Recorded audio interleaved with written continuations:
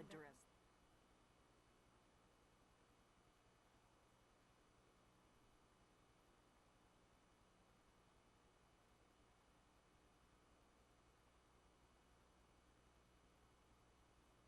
Going to add one closed session tonight too. We have to add us. We have a new lawsuit, so we'll add that tonight.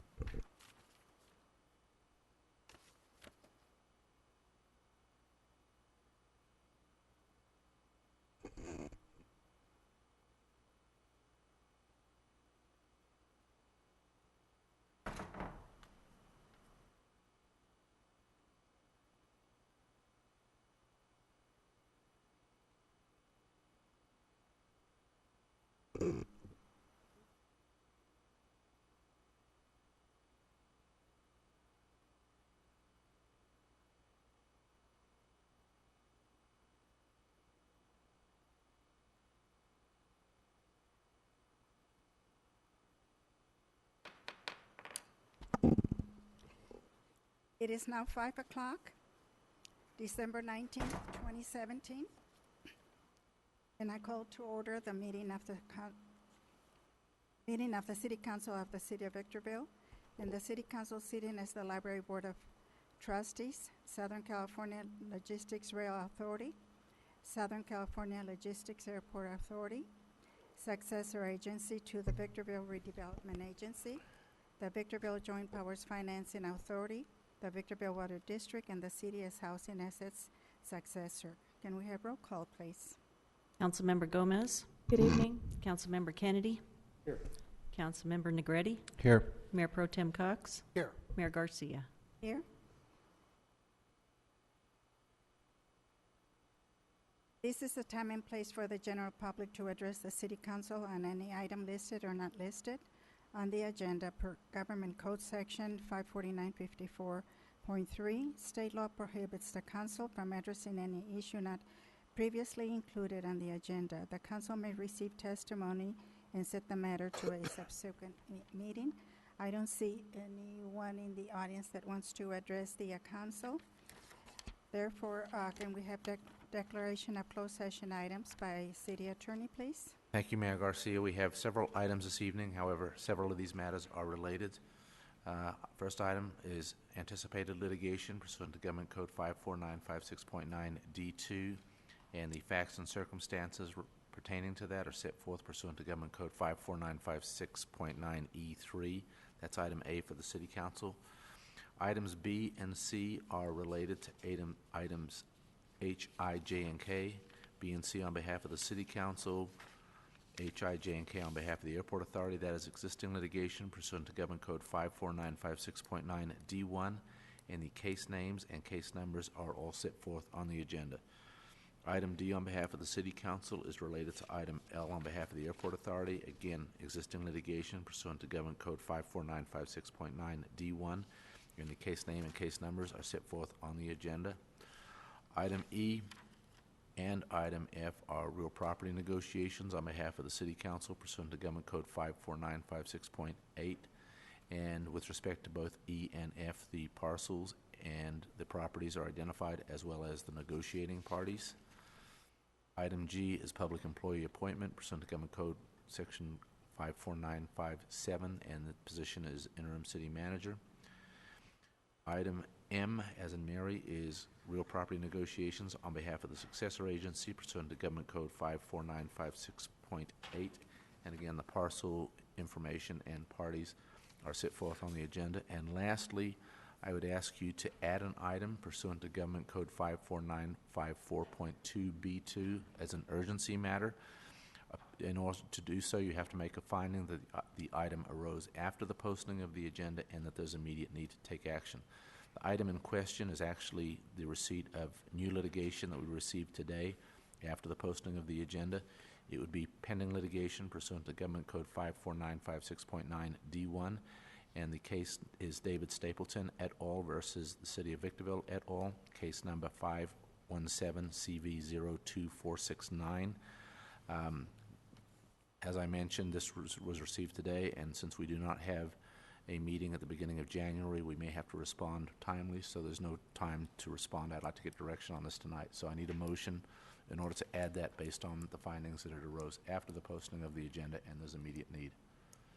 So I'm looking for a motion for that, to add that item.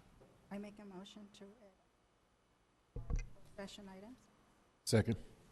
Motion by Ms. Garcia, second by Mr. Negretti. All those in favor? Aye. Aye. Those opposed? For clarification, what is it that we're seconding and motioning? The motion is to add an urgency item to be discussed in closed session, which is a new lawsuit that was filed today, and I need to get direction on how to respond to it prior to the second meeting in January. Okay, yes. Motion carries unanimously. That's all of the agenda items. To the extent there's reportable action, we will report it either at the conclusion of the closed session or at the commencement of the 6 o'clock regular session. Thank you. We will now recess to closed session.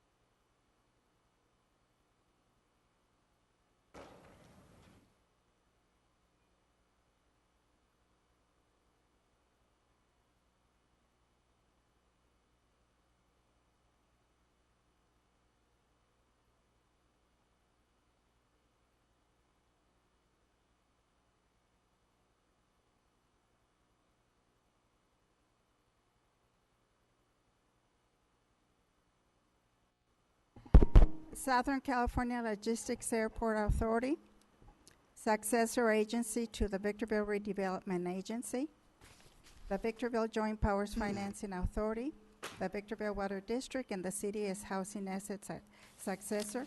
May we have roll call, please? Councilmember Gomez, Good evening. Councilmember Kennedy is absent. Councilmember Negretti, Here. Mayor Pro Tem Cox, Here. Mayor Garcia. Here.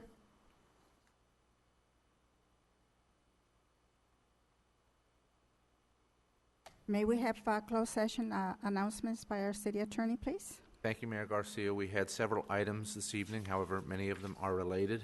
Item A was anticipated litigation pursuant to Government Code 54956.9D2, and the facts and circumstances are set forth pursuant to Government Code 54956.9E3.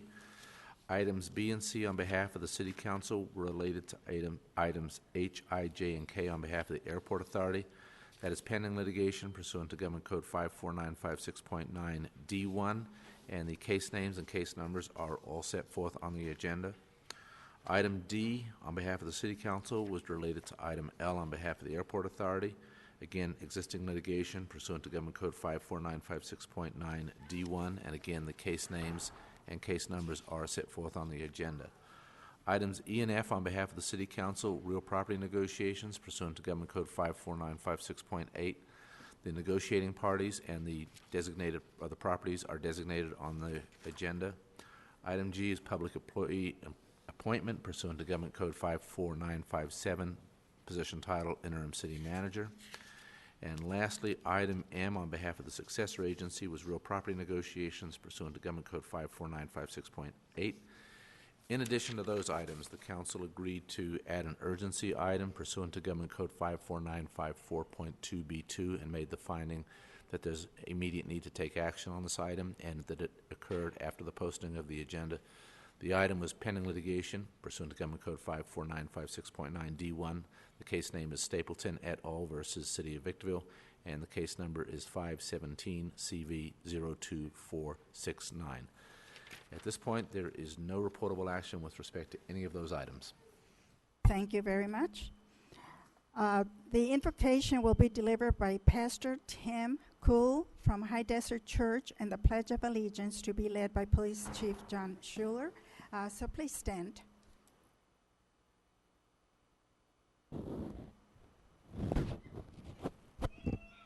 All right, let's pray. God, we thank you for the night. God, we thank you for our town. Father, we pray your grace and care over the leadership of our schools, our businesses, our law enforcement. And Father, we pray that you would lead this meeting as well. In your name we pray. Amen.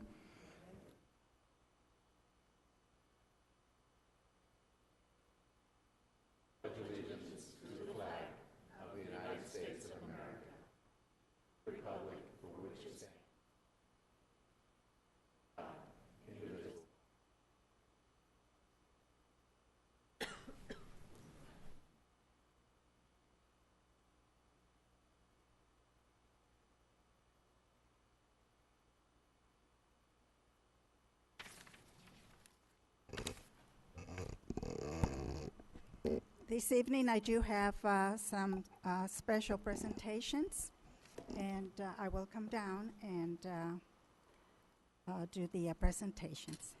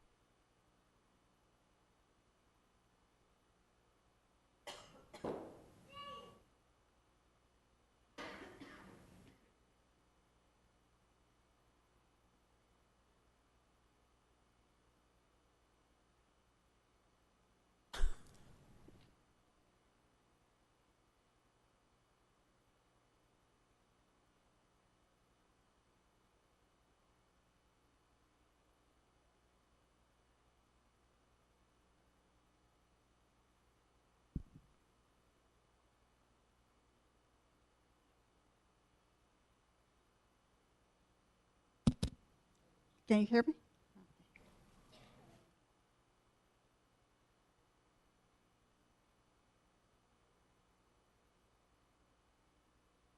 me? The first.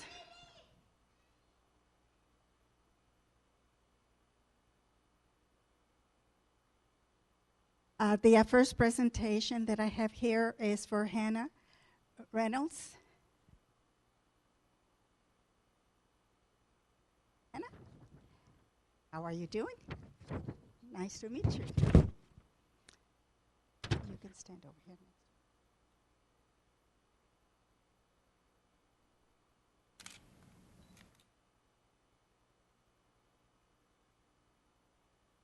Jen Gonzalez.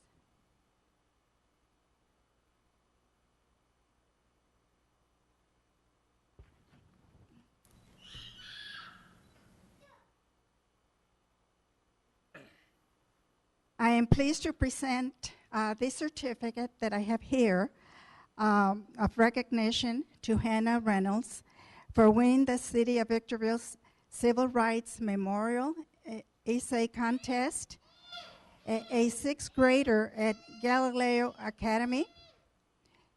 Hannah wrote a tribute to Cesar Chavez' commitment to social justice. A portion of her essay will be displayed on a bronze plaque at the Civil Rights Memorial and unveiled during a ceremony on March 31st, which happens to be Cesar Chavez's Day. On behalf of the entire City Council, congratulations, Hannah, and I will present you with your certificate.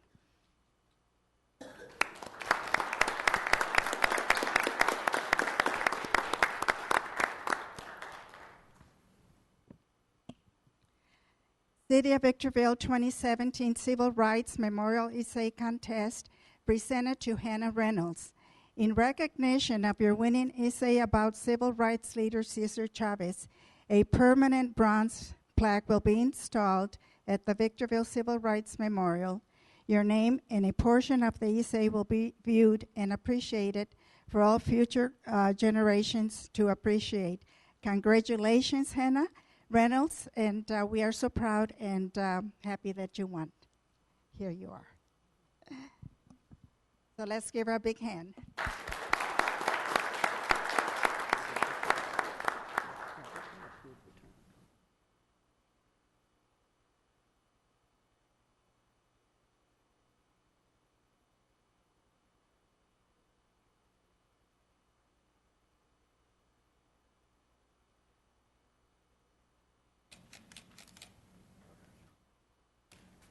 Congratulations one more time, and Merry Christmas to you.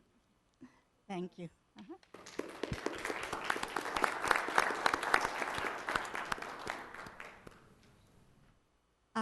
This one here is for Deputy Frank DiMera.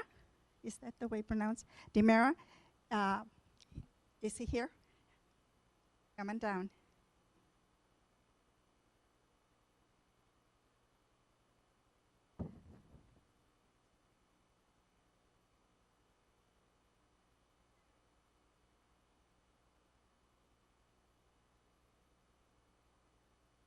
I am so proud to present to you Deputy Frank DiMera.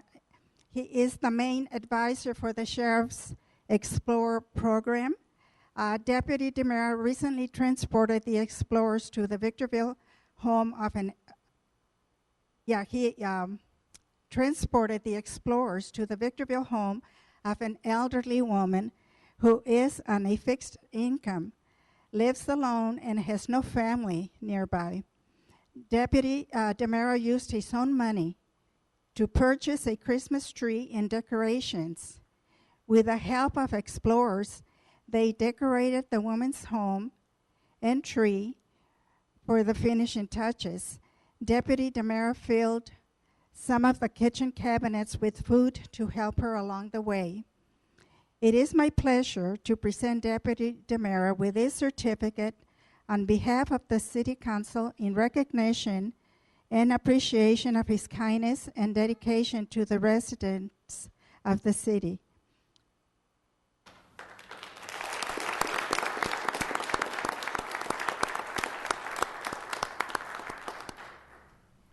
Certificate of recognition presented to Deputy Frank DeMera. The City Council of the City of Victorville hereby commends Deputy DeMera for the excellent example of leadership and acts of compassion and caring for his fellow human beings that he has demonstrated in his role as the main advisor for the Sheriff's Explorer program. Signed December 19, 2017, Gloria Garcia, Mayor of the City of Victorville.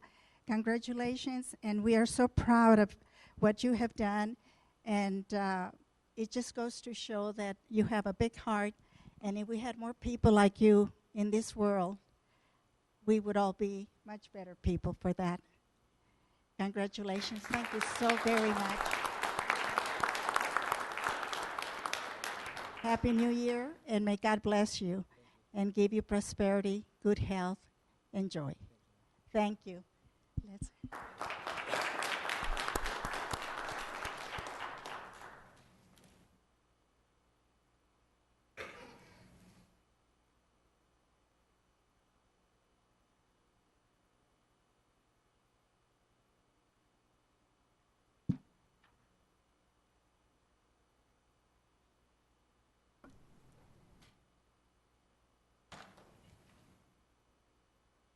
I do have a picture here of Sheriff DeMera and the Explorers in the home of the lady that they assisted and put up the tree for and provided some food for her. If anyone wants to see it, I'll leave it right here and you can see it later.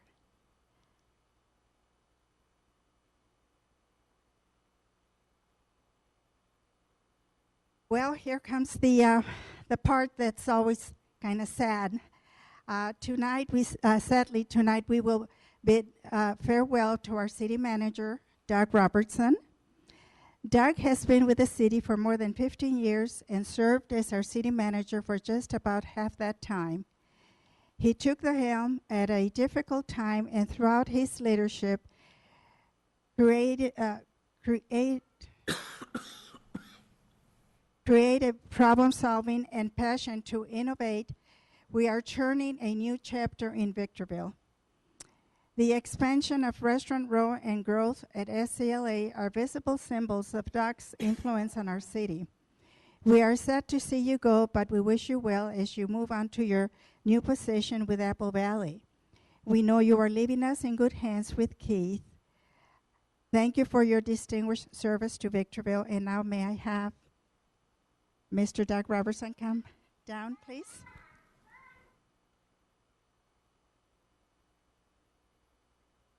Don't break that camera.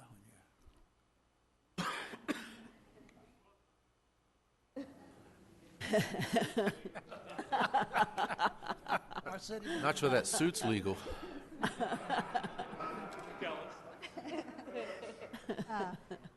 Certificate of recognition. Happy trails to you. This certificate is presented to Doug Robertson. Thank you for your 15 years of service to the city of Victorville. Dated this 19th day of December 2017, signed by all council members. And sadly, we say goodbye, but I know you will still be around, and so we will see you, so it's not goodbye forever.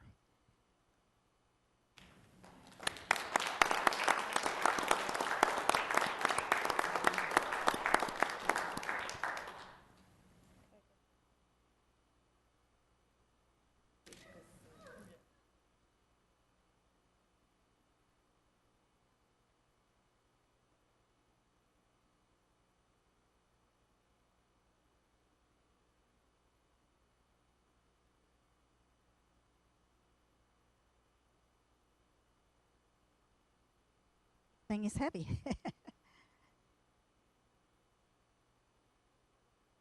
Now, if I may have Miss Carol Lee come down, please.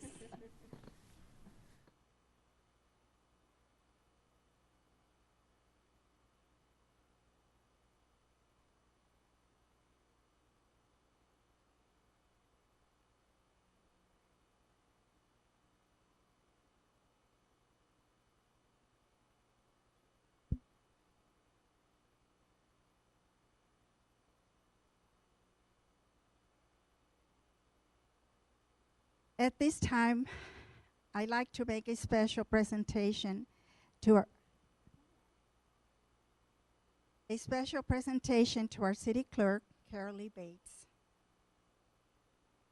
Carol Lee is retiring after 31 years of service to Victorville. Doing the math, that means that Carol Lee joined the city as a very young woman. and she's still very young. And she's still very young. Just think of the history she has witnessed through the years. Carol Lee is hardworking and gets the job done, but she's fun-loving and opens her door to anyone in need of her help. And I can witness to that. She has been there for me in the last 5 years that I have been with the city. And if it wasn't for her, I think I would have been probably ready to just say goodbye, just like she's doing right now. But I'll stick it out, not for 31 more years, but but possibly another 3 or 4 or maybe 8. I don't know. It all depends on how things go. Throughout her time as city clerk, Carol Lee has been a stabilizing force and a true asset. Carol Lee, I thank you for your service and congratulate you for a distinguished career with the city of Victorville. It is with a sad heart that we say goodbye, but again, not forever, because I know you will be around and we have lunches to do now and different things. So I present this to you. Carol Lee Bates, appreciation for 31 years of service to the city of Victorville. And it's dated from August 1986 to December 2017. Oh my goodness. Long time ago.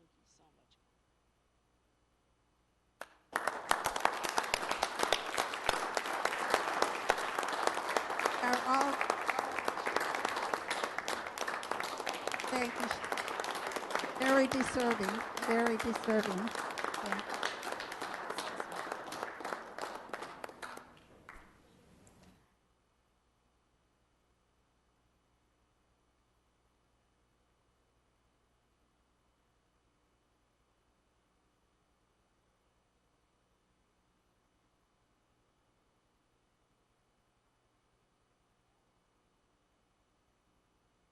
And would you like to say something?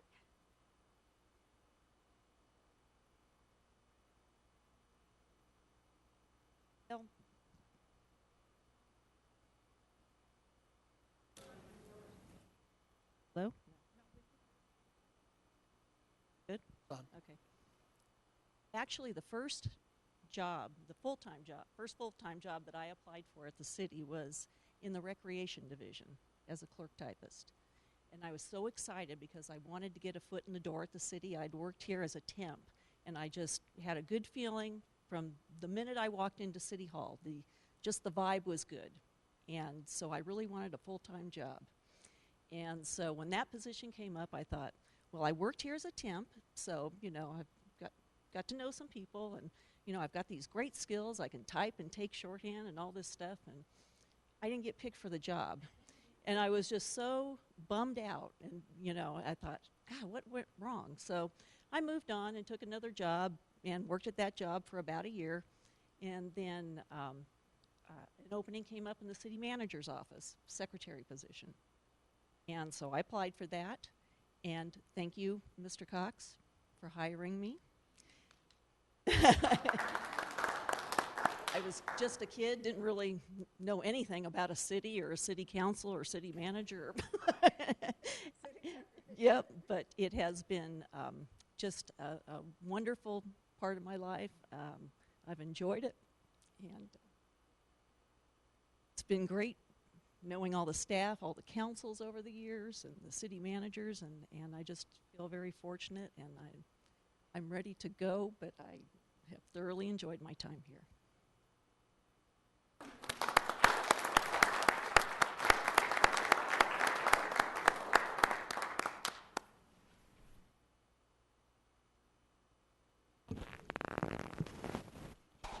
it is so sad that we have to say goodbye from her duties here, but of course she will be around, and I don't know how anybody can replace her. She is such a wonderful, efficient person. There isn't a thing that she does not know, or a person that she doesn't know who they are, and always so pleasant. Never refuses to assist you with whatever. She's always there ready for you.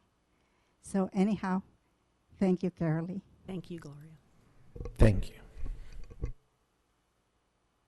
don't think there's anything wrong with us chiming in if we want to.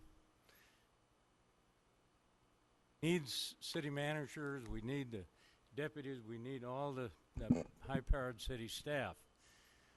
But I, for one, I don't know how I would have ever done this job without Carolee.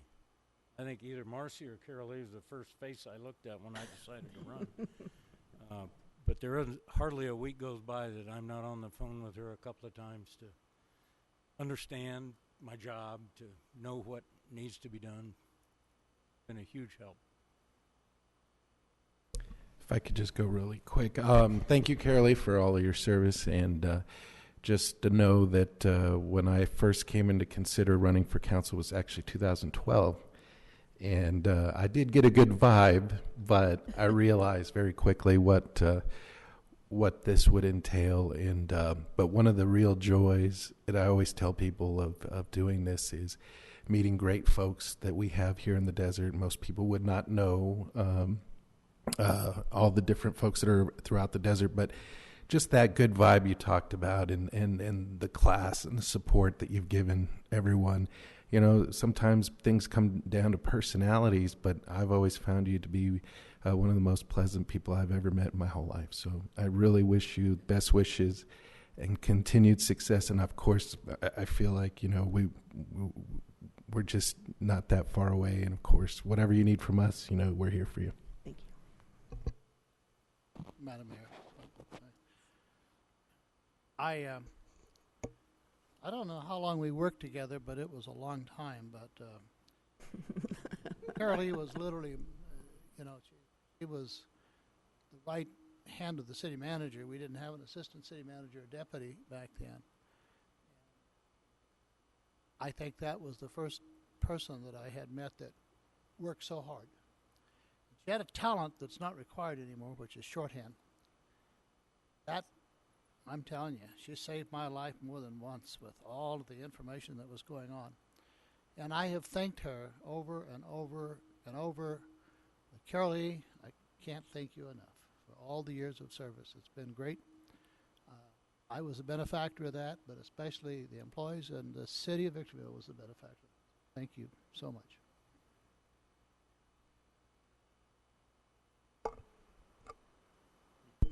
Anyone else want to say anything? Well, outside of just performing duties, I can say that Carolee has been the most professional person that I have ever met. And not only that, she is a lady, a very refined lady. I admire you so much. And just for the record, we both graduated from the same college, different majors, but nevertheless, we attended the same college. Yes. Oh, yeah, different years. No, and it wasn't that far apart because remember, I got married Yeah, and, that's true. and had children and went back to school, so it was pretty close to her time too. I did everything backwards, but if I had it to do over again, I would do it exactly the same way. Anyhow, we will continue on with our meeting now.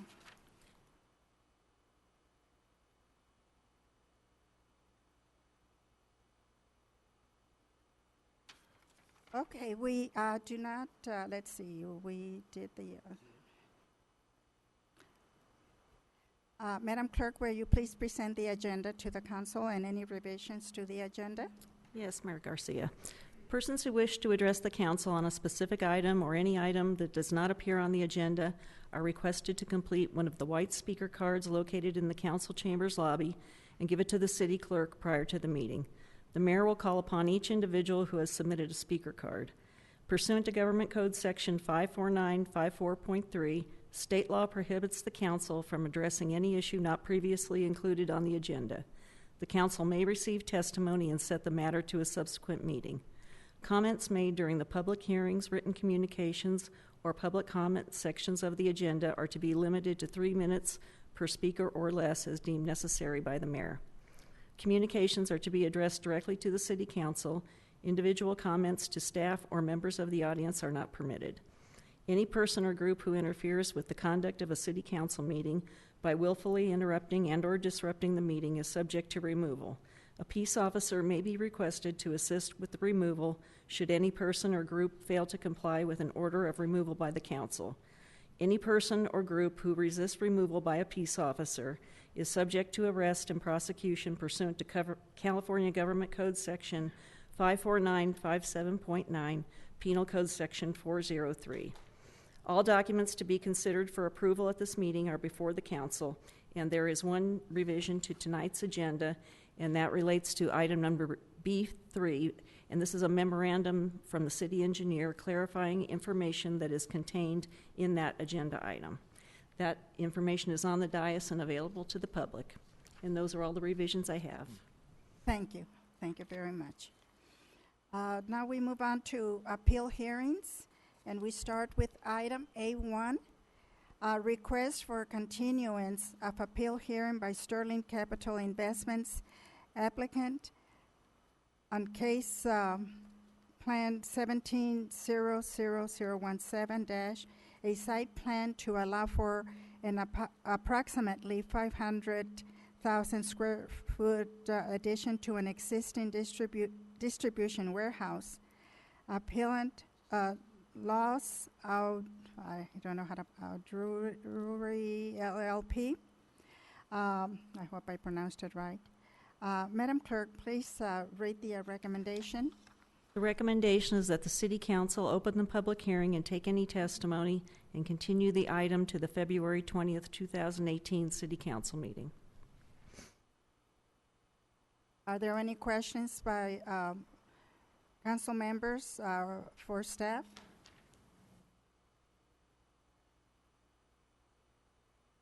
Anyone have any questions? At this time, I open the public hearing. I do not have any cards from the public.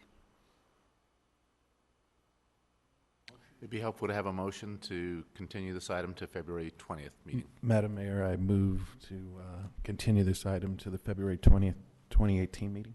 Second. Motion by Mr. Negretti, second by Mr. Kennedy. All those in favor? Aye. Those opposed? None opposed. Motion carries unanimously. Thank you. Item B1, a public hearing to hear arguments for and against a proposed resolution granting a certificate of public convenience and necessity to Unicare Medical Transportation, LLC, for a non-emergency medical transportation business as set forth in resolution number 17-063. Madam Clerk, read the recommendation. The recommendation is that the City Council adopt resolution number 17-063 at the close of the public hearing. Thank you. Do any council member have any questions of staff? I have quite a few questions. They were submitted to staff, but I didn't get a reply because I know I just provided them just Will you today. please continue? So this is going to be for B1 resolution number 17-063, application for CPCN. Why does City Council receive certificates of public convenience and necessity when not too long ago it was submitted by city staff to have lawsuits go directly to staff and not reviewed by City Council? It was said that efficiency was a necessity in the lawsuits that came to the City Council, yet the Council continues to see the certificates of public convenience. I'm not asking to direct this away from City Council review, but instead to consider what it is that is efficient, effective, and streamlined. Also, why would council not adopt something that has passed the business license division and the police department? In the history of these items coming to council with both requirements, when were these items not passed or adopted? And I see chapter 5.08 of the Victorville Municipal Code provides for the regulations of use and operations of car for hire on city streets. What are we doing for Lyft and Uber drivers? And how are we regulating this use, or have we? And if so, would you provide at least 2 examples? And those are my questions. Sure. To answer the first one, this isn't a lawsuit, actually. It's a request to be able to provide medical transportation for individuals who need it, non-emergency, and these are required to come to the city council for approval. As far as Lyft and Uber, we don't have any regulations in place. I know the League of Cities is looking at options, and they've studied it, but it is a very difficult thing to regulate, just because of the nature of the business. Those are all my questions. Anyone else? At this time, I open the public hearing. And I do not have any cards from the public. Therefore, I close the public hearing. Move approval. Second. Motion by Mr. Kennedy, second by Mr. Cox. All those in favor? Aye. Those opposed? None opposed. Motion carries unanimously. Are there any questions from council members? Comments, questions? There's a 5-minute time limit. For the notice of exemption, item B2, the question is, there are No, we're currently... still on item B1. Oh, okay. Do you have any questions on B1? No. Sorry? No.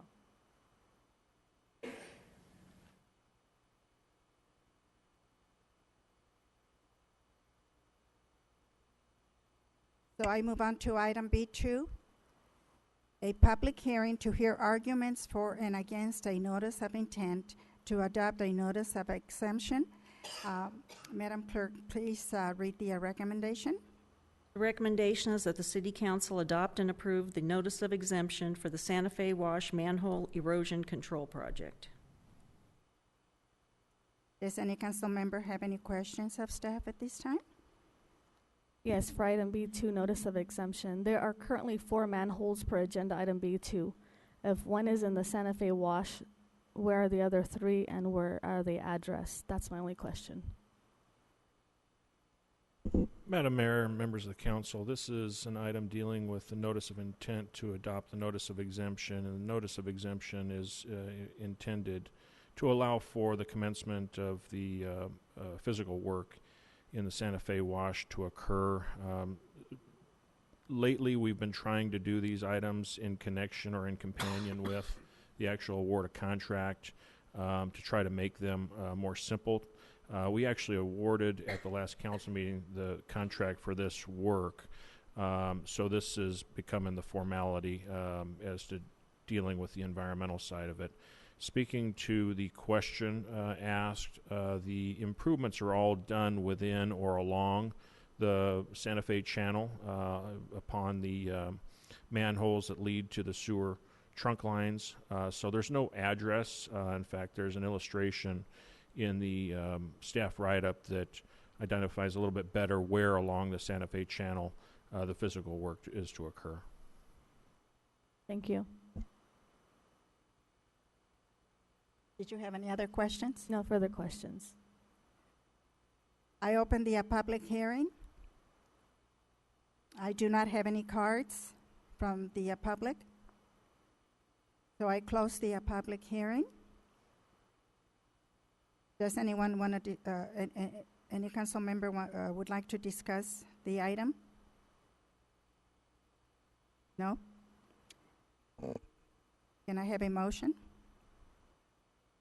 In a second? Move approval. Second. Motion by Mr. Cox, second by Ms. Gomez. All those in favor? Aye. Those opposed? None opposed. Motion carries unanimously.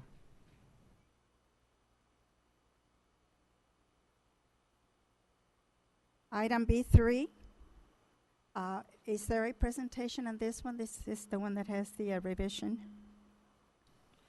No presentation required. I think the staff did circulate some additional information because there was an inaccurate statement in the staff report characterizing the low bidder as being lowest on each individual item for all with the exception of one, but that actually wasn't the case, but it doesn't change staff's recommendation of who the actual low bidder is.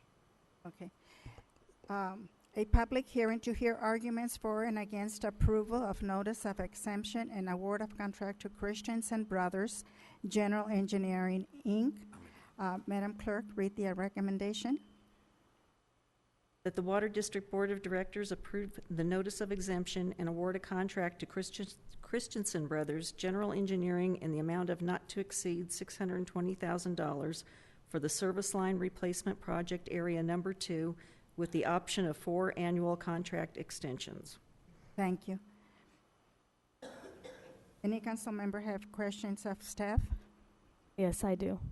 For B3, the budget account number laid out on service line area 2, what budget is that coming from? A general fund, an enterprise fund?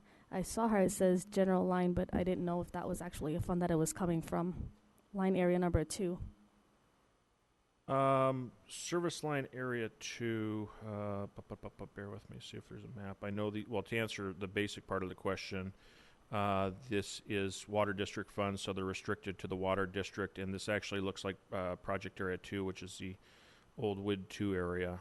There's a map that defines the area for which this work is going to be focused, so it's largely south of Palmdale Road, north of the California Aqueduct, west of 395 and east of Coughlin Road. So line area 2 is likely a reference to WID 2, or the former Baldy Mesa Water District area.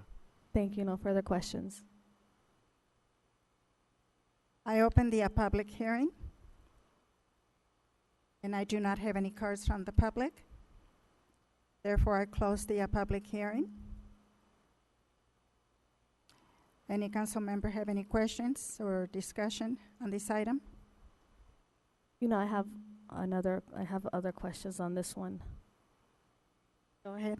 Does the city of Victorville not have staff on site that is qualified to replace the plastic water service laterals with the copper wires? Also, it seems to me that we've handed out a lot of jobs to be contracted out instead of hiring for the city, maybe like a seasonal job or, I don't know, employing some of our residents. And why is the fiscal impact over $500,000, so $665,000, and the amount not to exceed $620,000? I know I saw a 10% contingency management fee, and would you explain why there are two figures with the different dollar amounts? Maybe the contingency fee is where the explanation would bridge the gap for me. And last, how and who came up with a budget? How did the team of people, if there was a team, calculated the 30 years worth of replacement lateral? Madam Mayor, if I might, this item is dealing with a contract that serves as an on-call contract. So as to the first question, seeking whether or not we had experienced or qualified staff to do this work, certainly you do have plenty experienced qualified staff. In fact, we see them out there regularly doing this exact kind of work. The scope and nature of this work is above and beyond the amount or the volume of service line replacements that we're currently undertaking. And so that the public can get a general sense of what this is dealing with, a service line replacement is largely going to a public water main in the street and replacing non-standard, typically PVC pipe that actually leads to the meter of a residential unit or even a commercial service. And effectively what we're doing is we're removing that service and installing a superior material, copper material, so that those service laterals last longer. We have an inordinate number of service line leaks currently throughout the city, so largely we're focused on areas of the city that have higher density in population. In this particular case, we know of issues, we've identified issues, but as you can see from the map, it's in a fairly remote part of the town. So we've decided it to be more efficient to rely on an on-call contractor for these remote part of the town so as to not take the crews too far away from the more dense areas within the city where we're seeing the more recurring nature of service line leaks. I think that covered most of it. As to the contingency versus management fee, it's not a I think what you're seeing there is a construction management fee, so that's actually different than contingency. And that's just a cost associated with the contractor managing the actual work, so that gets built into the total cost. I think finally, to characterize, even though this is creating a project cost or a budget of $665,000, this is work that's identified in the system plan and is for on-call work, so it's not necessarily certain that we're going to spend all of it. It's certainly just the budget that we have available so that we can meet as much need as possible. Thank you. I have no further questions. Just for the record, had you gone over all this with Councilmember Gomez? This particular item, not in that level of detail. No, we didn't. But you did review the agenda with her then? We did have we do have a general review meeting with I just want to make sure Councilmember. that we are covering that. Okay, thank you. For information, this is part of the higher capital project budgeting we did back January of last year, where we gave you instructions to get these projects moving along this year. That's exactly correct. In fact, when we did the rate study, however long ago that was now, a year and a half ago, that was one of the biggest criticisms, that we weren't spending the money fast enough. So as a part of that rate study, you will find in there amounts for service line replacements, and that's how this money is actually arrived at. Funds that ratepayers pay as part of their fee to not only operate the district, but all this replacement that needs to be done. That's correct. Yes, go ahead. Do we have to open the public hearing still? No, I think that's been opened. It has been That was- opened? Okay. So there's a Ready? motion by Already, Mr. Kennedy. We're ready for a motion. Yeah, we're ready for a motion. Motion by Mr. Kennedy. Second? Second by Ms. Garcia. All those in favor? Aye. Those opposed? None opposed. Motion carries unanimously. Item B4, a public hearing to hear arguments for and against approval of notice of exemption and award of contract to the Van Dyke Corporation. Madam Clerk, read the recommendation. The recommendation is that the Water District Board of Directors approve the notice of exemption and award a construction contract to the Van Dyke Corporation in the amount of $2,590,578 for the water pipeline small diameter replacement SD09 project BM 18-043. Thank you. Do any council members have any questions of staff at this time?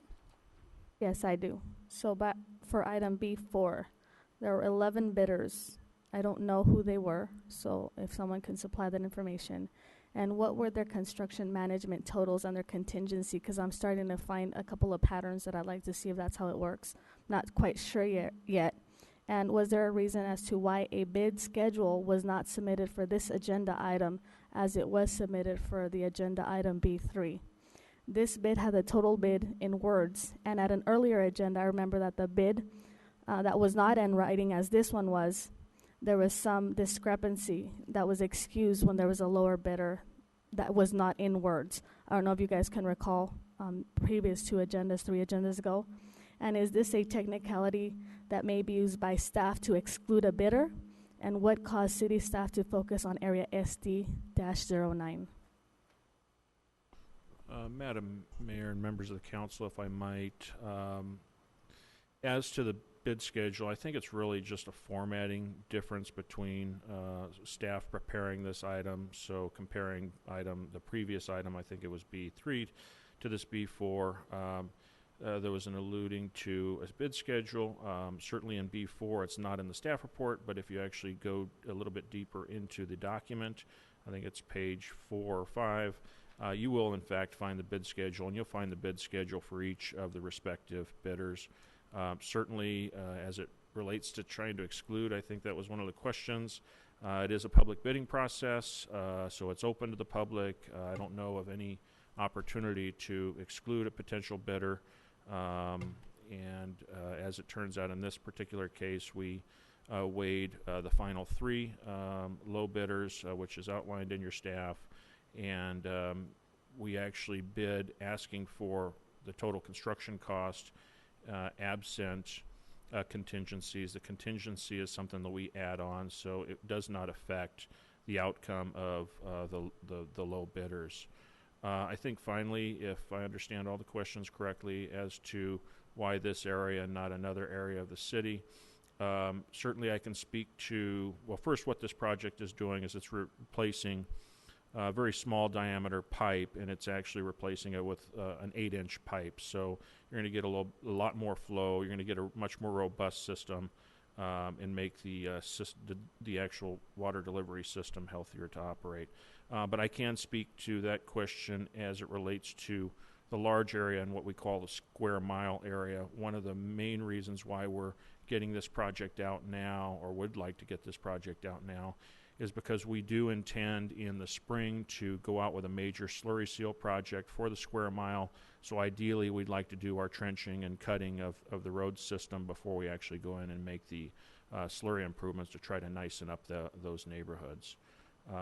So I think, does that answer all your questions? Yeah, would you repeat, where is the schedule? Because I'm looking at a couple of pages and I didn't see that schedule on B4, only on B3. But I understand that it's different in formatting, so I was just wondering what it was. So one of the first ones is on page 38 of 491. That's it right there. Thank you. No further questions. Anyone else? No? At this time, I open the public hearing. I do not have any cards from the public, so I close the public hearing. Is there any discussion from council members at this time? If not, can we have a motion? Second. Motion by Mr. Kennedy, second by Mr. Negretti. All those in favor? Aye. Aye. Aye. Those opposed? None opposed. Motion carries unanimously.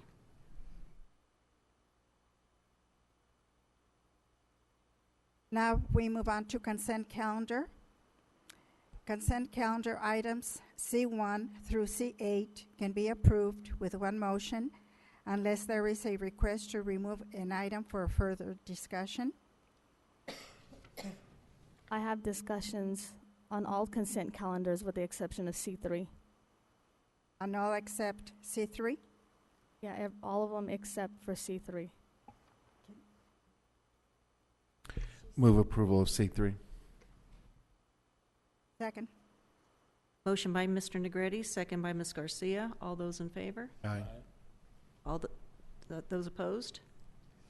None opposed. Motion carries unanimously. Yeah, for item C1, I voted on D1 and D14 for the past one no on the items, asking you to reflect on the document why I voted no. It's not reflected in the document anymore, and I would like an answer for that if possible. And when was the handbook adopted? When did this take place in terms of immediacy and also within the 30 days that it was adopted with the date? And would you be able to supply those dates with the questions? In regards to item D9, when is the termination date? December 5, 2018.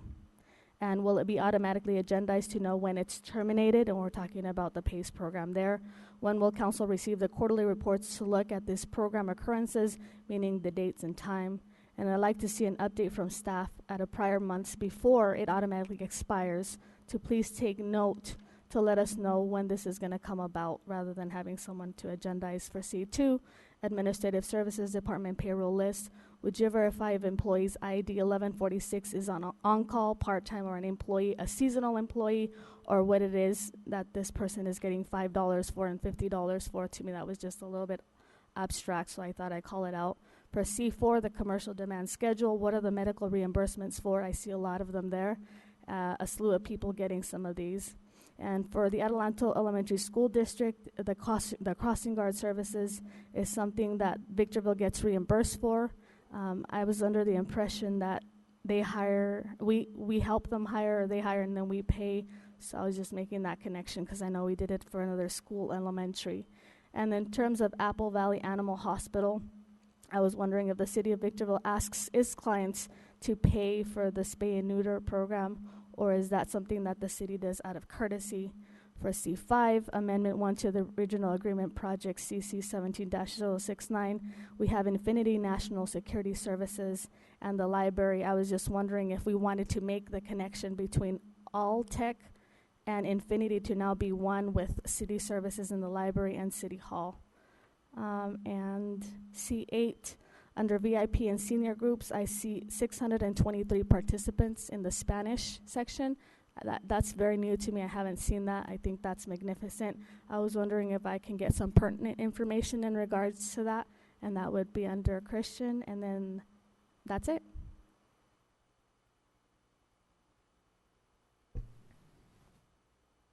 Move approval of the rest of the items on the consent calendar. Second. Motion by Mr. Kennedy, second by Mr. Negretti. All those in favor? Aye. Aye. Those opposed? None opposed. Motion carries unanimously.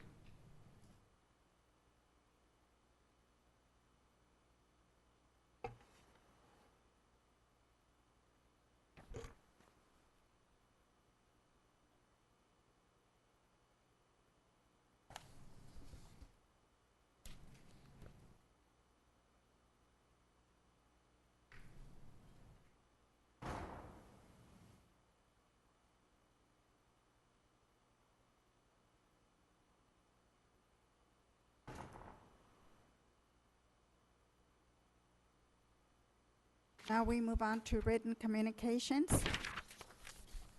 Item D1, resolution declaring the results of the November 7th, 2017 special municipal election as set forth in resolution number 17-064.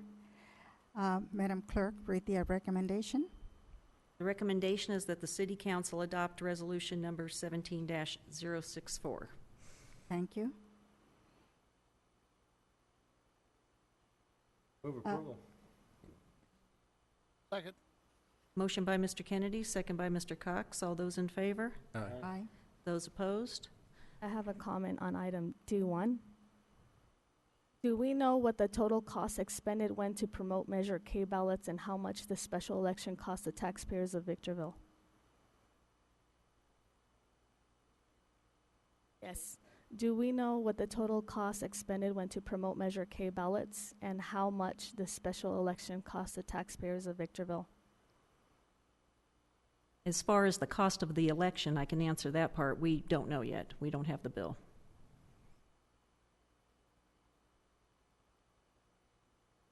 Thank you. Did you have any other questions? Not for item D1. Do I move on to item D2? We need to vote. Councilmember Gomez, I need your Yes. vote. So the motion carries unanimously to approve. D2, adoption of a resolution authorizing the execution of Amendment A1 for the one-year extension of County Library Agreement number 15-120. Madam Clerk, read the recommendation. The recommendation is that the City Council adopt resolution number 17-065, authorizing the execution of Amendment A1, thereby extending city library access to the county circulation system and database support for an additional year at the current cost of $56,100. Thank you. Any council member have any questions of staff at this time? Yes, for item D2, why did we choose to write a resolution to adopt the amendment change? Is that typical? Or because I thought this was more of a contract rather than the resolution or a motion that's being adopted.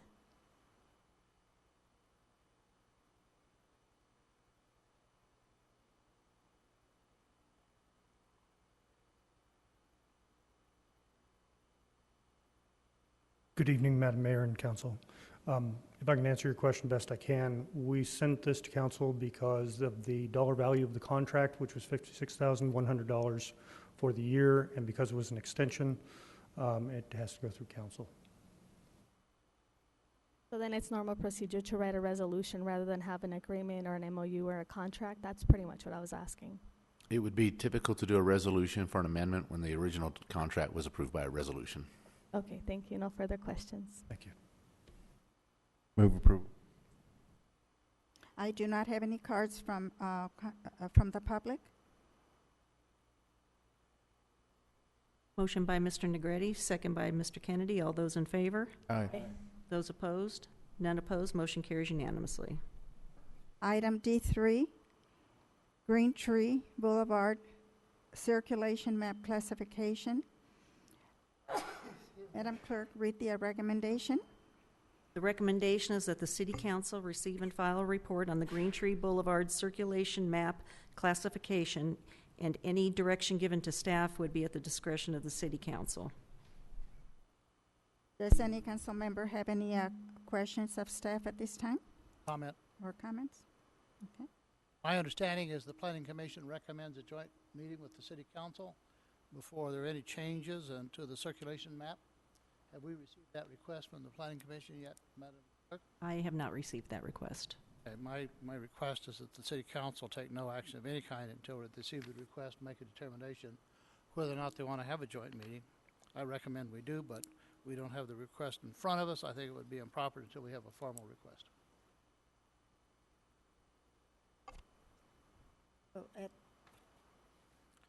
Well, it's the Planning Commission discussed this matter last Wednesday night. My understanding is their recommendation is to hold the matter until they can have a joint meeting with the council.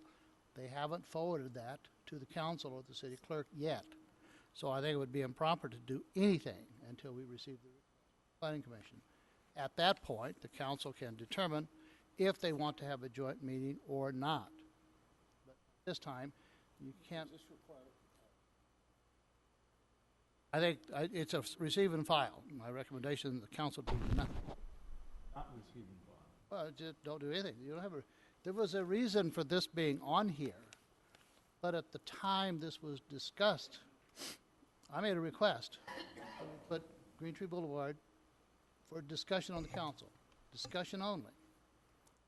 No point were we informed that this was going to the Planning Commission. Planning Commission heard this matter, said they need a joint meeting. Therefore, I don't think that we take any action until we hear from the Planning Commission. Or you could make a motion to just delay this item until you hear from the Planning Commission. But, well, delay, okay, that would be the action then, but yeah. I motion. don't want to receive it and file and send a message that this is okay. You motion to either delay or table this item until we've heard from the Planning Commission. Move that we table the item. I move that we table the item.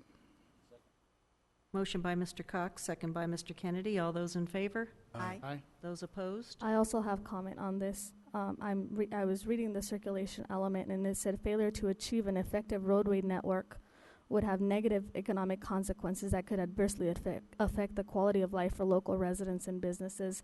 And this happens to do with the congestion. And I did ask and get the minutes from the Planning Commission, and they put this to April 2018. So I was wondering, what are the ramifications of possibly putting this all the way until April and extending it up that far? Are there monies lost or anything that we should be concerned about that we're not hearing from staff at the moment? I don't think there's an urgency to this item at this point. All right, thank you. Madam Mayor, I'd like to just request a point of, point of order, I suppose. Our procedures are to hear discussion, make a motion, vote, move to the next item. If Councilmember Gomez wants to discuss every item after we voted, then I think we should, after we've gotten the motion in the second, before we vote, ask if there's any more discussion and have the discussion happen before the vote instead of after. It's completely inappropriate to keep talking about an item after we voted. That would be appropriate to do it that way too. After you've got a motion and a second, to ask if there's any further discussion before the vote. I think it's necessary to ask for discussion. I think it's necessary for the mayor to declare that discussion has ended. Votes That's taken, the we're done. appropriate We're action on the moving Brown Act.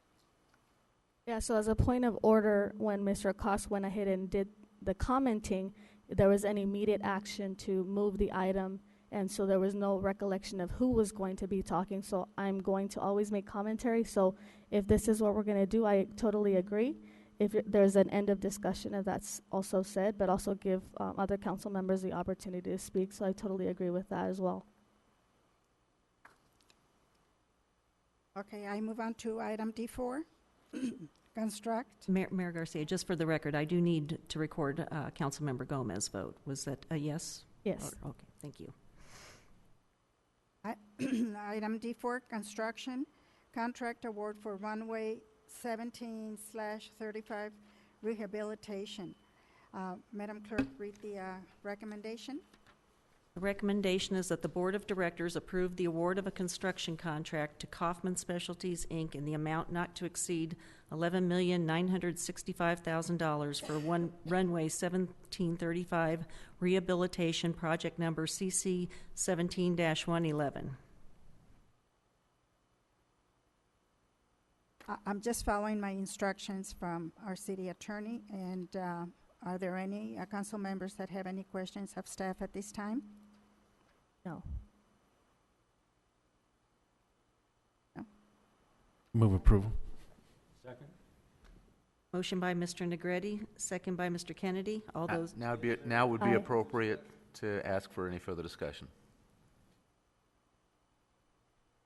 Or you could say, is there any question or discussion? Right. But unless you ask for discussion, declare discussion's ended, any council member that can question it, we should do that before we take the vote. Well, I'm following the instructions from the attorney, and No, I and- think we just changed those instructions But tonight. that's so- consistent with the instruction. After the motion and the second, we should ask if there's any further discussion. Okay. Is there any discussion? Now it's time for the vote. All those in favor? Aye. Those opposed? None opposed. Motion carries unanimously. End of discussion, and I'm moving on to item D5. Resolution of the City Council of the City of Victorville sitting as the governing board of the successor agency to the Victorville Redevelopment Agency, authorizing the sale of property to Space Center Miraloma. Madam Clerk, read the recommendation. The recommendation is that the Board of Directors adopt resolution number RSA 17-007, approving the sale of property more particularly described as APN number 3090-40105, 3090-40106, 3090-41101, 3090-41104, and 3090-41105 to Space Center Miraloma, and authorize the Director of Economic Development to execute any and all transactional documents to effectuate this sale. Thank you. Council members, questions of staff? Yes, I have a question. Thank you, Sophie, for answering the multitude of questions. I just want to verify. So we had this property at $2.50, but now it's currently being sold at 50 cents per square foot. To me, I understand it's a fire sale. Are we doing anything to market this to the wide community in our Victor Valley so that we can get like a best price or something for the payout of our debt? Thank you, Ms. Gomez. This property was not marketed, listed for sale.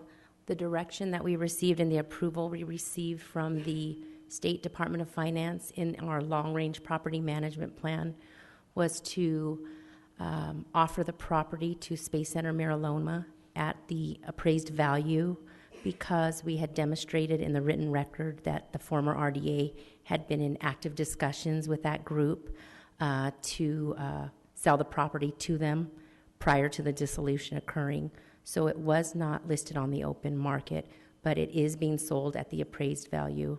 The acquisition at $250 took place in January of 2007, and the market was very different. That was the height of the real estate market. So the price today is much different, and that is the reason for the discrepancy in the sale price. Okay, thank you. I have no further questions. Thank you. Sophie, Since it was originally a redevelopment agency, and the intent was to do a particular kind of development in that agency, and we've already had people go there, it would make the most sense to be consistent with all of that past, to offer it to the people who are, not to put it out and have a helter-skelter development in that area. Does that make sense? It does, and that's correct. The properties, the 5 parcels, were part of a much larger land assemblage that was being done between the redevelopment agency and the developer to ultimately build a manufacturing or distribution facility in our Foxborough Industrial Park.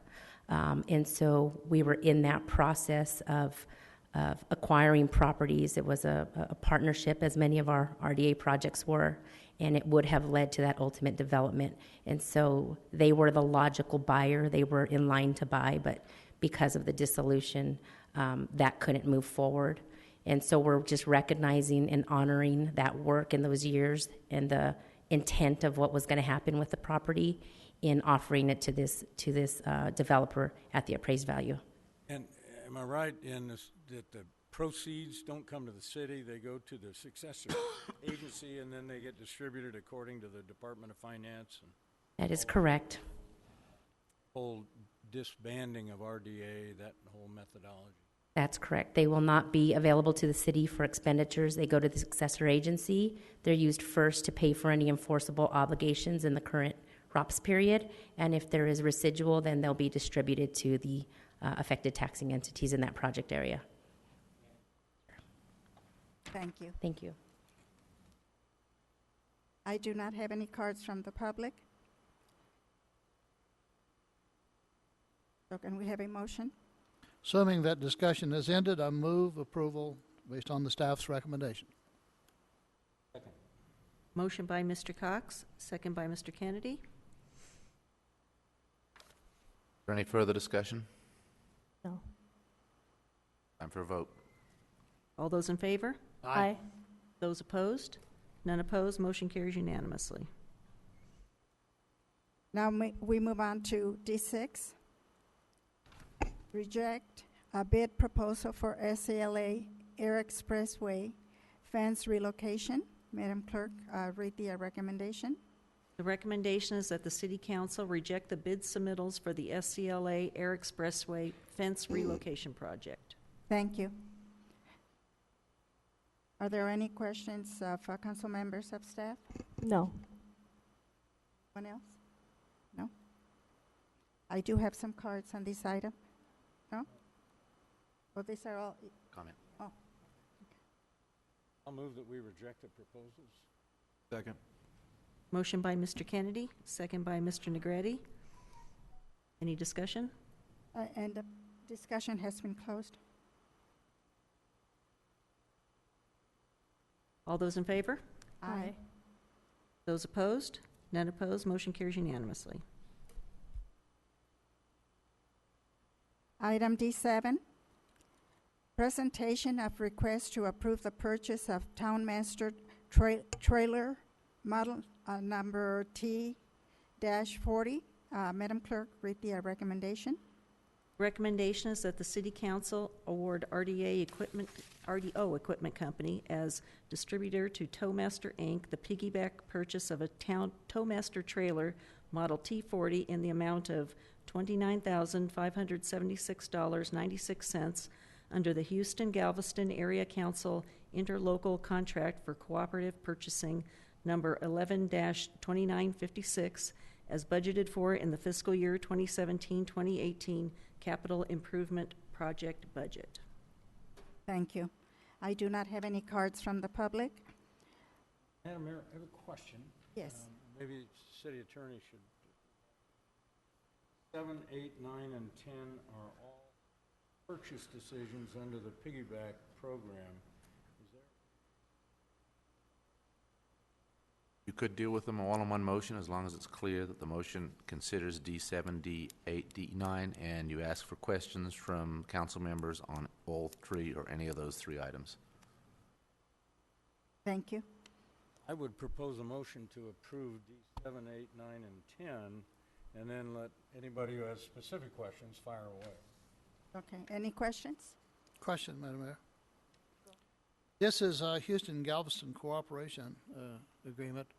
Isn't there in Arizona, Nevada, California, something any closer to home that has the same kind of a conglomerate that has this kind of an agreement other than Galveston, Texas? I invite John Mendiola to come up and help us answer that question. Hi, John. Thank you, Councilmember Cox. The Houston-Galveston Area Council is a cooperative program that's nationwide, so the suppliers can come from California. Several of our last HGAC purchases have come from California. So if there's a supplier in Riverside or San Diego that would be able to fulfill this request, then we would be able to get that from them. Okay. Thank you. You're welcome. Thank you. Any other questions? No. Discussion? No? Can we have a motion to approve items 7, 8, 9, and 10? There a second? Second. Motion by Mr. Kennedy, second by Mr. Negretti. All those in favor? Aye. Those opposed? None opposed. Motion carries unanimously. Item D11, the January 2nd, 2018 City Council meeting. Madam Clerk, read the recommendation. The recommendation is that the City Council cancel the January 2nd, 2018 regular council meeting. Any discussion on this? No. Motion? Move approval. Motion by Mr. Negretti, second by Mr. Kennedy. All those in favor? Aye. Those opposed? None opposed. Motion carries unanimously. Now we move on to public comments. And I do have some cards.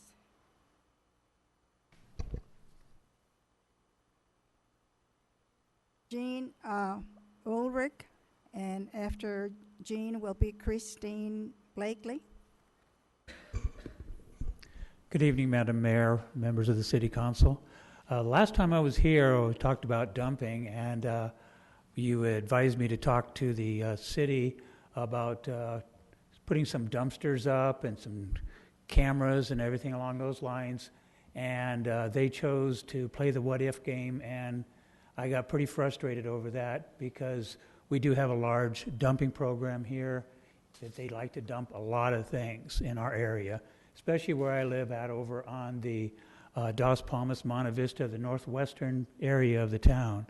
I've been averaging anywhere from 2 to 3 calls to Myra over there at Public Works to pick things up. And I don't call unless I have at least 3 to 5 items of places that were dumped to get that taken care of. That's how much I'm getting in our area. And it really needs to be addressed or looked at or rethink that area about the dumpsters. And plus, when I've been calling over there, she has been taking the reports real quickly, but unfortunately the city has not been responding. The Public Works Department, we have not seen them. And sometimes it only takes 3-4 months. At one time it took almost 5 months for them to pick stuff up on Bear Valley. I mean, it's getting really, really bad, and I don't understand where the Public Works people are working. They said they're busy doing other things. Well, I think that's kind of important. I mean, we are part of the city too. We should have our areas addressed, and even the areas south of our areas over there north of Bear Valley, the dumping has just become atrocious. It's just like a great big dump. And I've even gone to, when there's areas there, they've gone with complete immunity. They'll drop trash bags with their names, addresses, and nothing ever happens to them. I call the code enforcement. They never get back to me. They never say anything, and the stuff just sits there. We had some stuff there with some TVs and mattresses. They were set there. Some people some kids set some mattresses on fire right in direct path of my home, and there's a lot of fields in our area overgrown because of the bad winter, and it could have caught all of our houses on fire. You know what recent events, how much that could cause to the city. As a matter of fact, I did, when I was clearing the area right behind my house, which is not my property, somebody else's property, I was watching, looked over, I saw 2 kids over there trying to start another one on fire. So I did call the fire department, and then they called because I've been trying also to get the whole area cleaned up. If you're familiar with the area, it was a building area where Frontier Homes came in. We had a drop in the economy. They stopped doing anything. There was a lot of things that they just left unattended. The fields are absolutely horrible. I've been calling since February. I'm sorry, your time is up, sir. Okay. May I finish some of this, or would you mind? Or Time is up. okay. I think it needs to be addressed, though.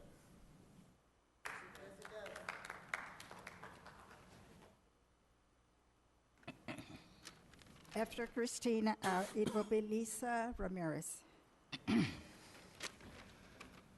My name is Christine Blakely, and once again, I'm here to speak to you on... Ma'am, can you pull the microphone down to your mouth so we can hear? Thank you. Can you hear me now?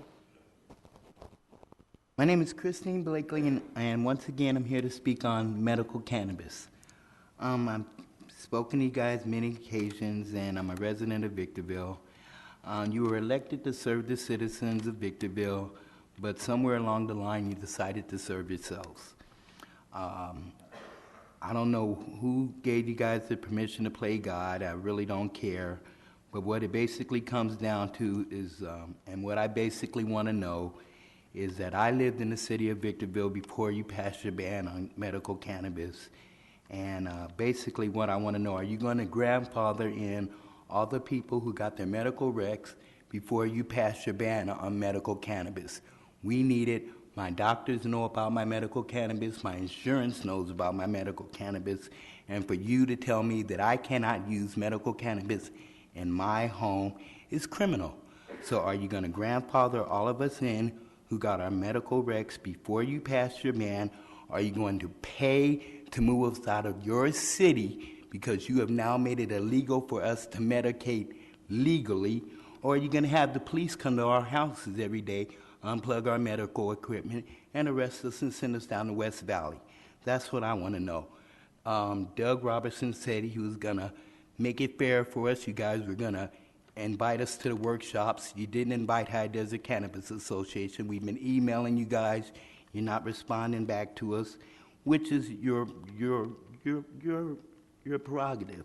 But what I don't understand is why you're going against what the constituents of your city voted for. You would have been really disappointed if we elected you into your positions, and when you showed up for work, you were told you couldn't work. It didn't matter if we voted for you and you won. You couldn't have your jobs because, somebody decided you just couldn't have your job. Well, we voted for recreational marijuana, and you decided you were going to ban it. That's fine and dandy. But medical marijuana is something totally freaking different. I need it for my treatments. I proved it to you the last time I talked to you. I brought my medications. I brought my rec. I brought my insurance papers. I even gave you guys a sample of some of the medication that cannabis does. I know you didn't try it. I really don't care.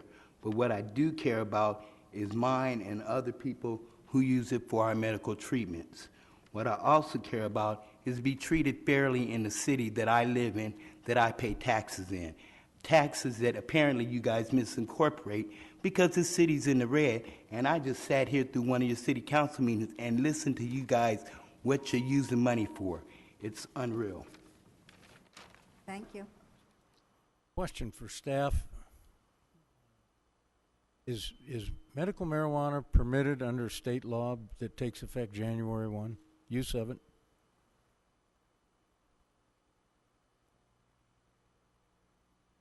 I'm asking about medical marijuana. That's all I'm asking about. Yes, medical marijuana is allowed to be used. And our ordinance provides that what's permitted under state law is permitted in Victorville. Am I right?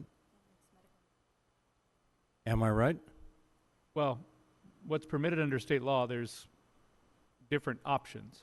So, actually, I would ask Chris to come down, our development director. There was a discussion about this at the Planning Commission, and I know he issued a memo not Well, not let's too try to long ago. clarify Right. exactly what our ordinance is. Yeah. And as a point of order, I'd like to understand in the future if something like this takes place, Excuse is it me. allowed? This is a point of Out order. order. This is a point of order. So I'd like to have see if this is appropriate because this will be patterned in the future. Go ahead. Good evening, Council. Yes, we adopted an art ordinance that was adopted through the City Attorney's Office. We stuck to the bare minimum that the state law requires us to do. So, yes, can she use medical marijuana? Absolutely. Can she have it delivered to her? Yes. If she has a state medical ID card, she can. Not an issue. What Doug is alluding to is that, yes, the state could go farther. The state allows you to now do medical or recreational. We'd have to zone for that. We'd have to decide how we want to do that. That's what the Planning Commission was working on in their workshops. I don't know if you had time to read your memo. I did give you a little bit of an update today. You should have it in your inboxes regarding where those workshops were at and where they resulted in on the last meeting last week. Just a very clear answer. Is the use of medical marijuana going to be permitted in Victorville today and after January 1? It's been permitted since 1996. Has, and it will continue to be. And just for clarification, did this council prohibit the use of medical marijuana? We have prohibited the ability for someone to get a license to cultivate, retail it. Not the question. This is not on the agenda, Prohibit right? the use of medical marijuana. The answer is no. No. So as a point of order and Rosenberg rules, along with the Brown Act, it is my understanding that we cannot discuss anything that is not in the agenda. And this has been allowed by 2 council members violating our policies and the Brown Act. I just like to put that into the record.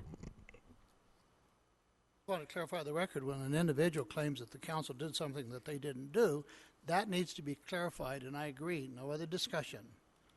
If there's another discussion, it should be on the agenda. The charge was we prohibited the use of medical marijuana, and we did not. That's all we need to say, no more. Okay, now I have, thank you, Chris. I have Bernice Lisa Valenzuela. Ramirez, right? That's your name? Lisa Ramirez, yes. No, I have Valenzuela. Who? Oh, Lisa, Lisa Ramirez. Are you Lisa Ramirez? Yes. Okay. Okay, I'm not a public speaker. I think there's too many chiefs and not enough Indians. My thing is for the police department. I've been trying for 2 days to file a police report. 2 days. I don't know why there is nobody 24 hours in the police department to take a police report. My nephew was held up at knife point, and his bike was taken. The next person may not be so lucky. For 2 days, no one has even called me or come to my house. Elevado and Hook. I've seen the police drive by Michael's liquor store just like this. There's all kinds of dope being sold out there, all day, every day, and they act like they don't see it. It's bad. We're supposed to be a village. I don't have little kids. I have grown kids. But we're supposed to be a village. That's all I have to say. 2 days for a police report. Next is Bernice Valenzuela, and then Bryant Richard.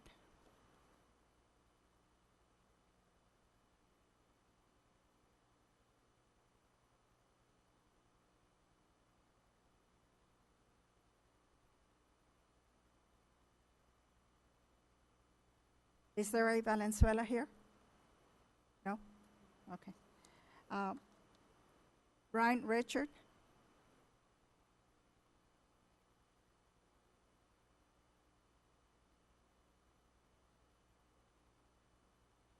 Good evening, council members and staff. And I want to say something.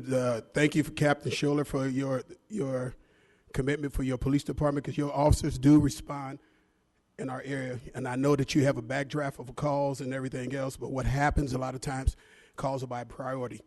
But my concern is I've been in law enforcement. I've been a police officer for probably over 25 years, and I work in South Central LA area in the bad parts of town. My concern is that, and I spoke to a deputy before, that because of Section 8 homes, a lot of people are inviting people into homes that shouldn't be in the homes. And what I mean by that, you may have gang members, they get out of jail, and they go live in Section 8 homes. And I remember back in the past, we lived here for about 14 years. They used to enforce a way to deal with people that have Section 8 property. Because what I know personally is working in gangs and working in gang task force is that a lot of times when a young lady has a Section 8 home, she's supposed to only invite her and her children. It's supposed to be in the homes, not active gang members living at the residence. We shouldn't have a 35-year-old man living at a residence that's a Section 8 home. And I think that we need to suppress that because we don't want this area, because this is my residence, we don't want this to happen in this city right here. And I see it growing more and more, and I don't want it to be like it is in L.A. You excuse my beard because I haven't shaved. I don't look like a police officer now because I'm on vacation, but I wanted to come to the council meeting and address that. But the other issue is the transit issue that we've been getting a lot of transits in our area. Has been increasing, and I want to know, is the city going to do anything, or are they doing anything in relation to the transit, the growing transient population? My wife just found some men's clothes laying over by our house. We had a transit come by our house that was next to our house, and our dog alerted on him, and this guy had a knife in his hand. And when I called the sheriff's department, they responded rapidly and dealt with that situation. But the transit issue is becoming an increasing problem, and I think that what can we do to resolve that? So I want to thank you for your time. That's what I wanted to share with you. Thank you very much. I'd be happy to talk with you after the meeting in the back to talk about the transit issue and the different things that we've been doing. So. Miller Marks. And after Miller, it'll be Richard Matias.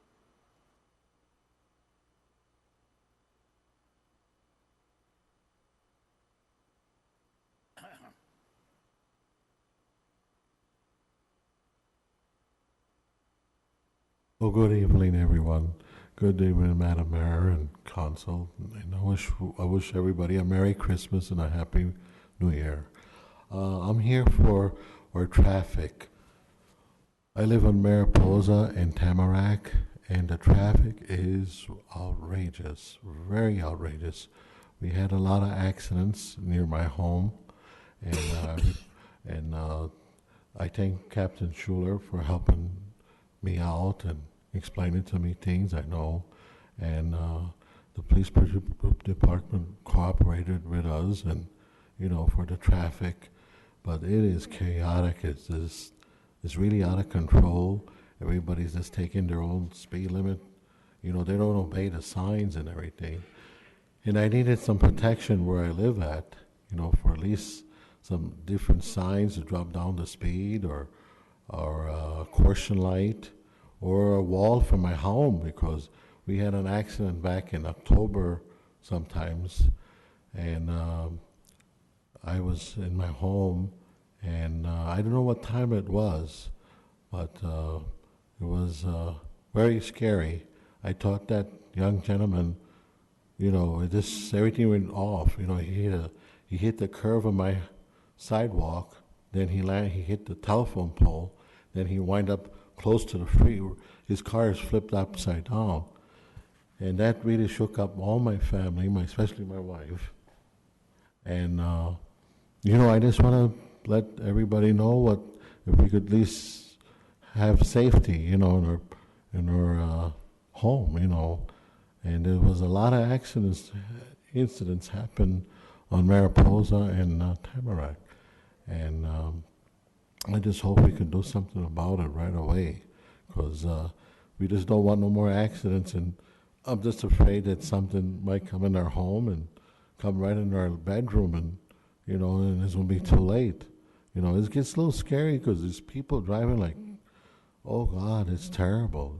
That's all I could say. And please, if you could help us out, I really appreciate it, because we love Victorville, and I know everybody's doing their best what they can for our city. And God bless you guys. Thank you. Thank you, sir. Richard Matias.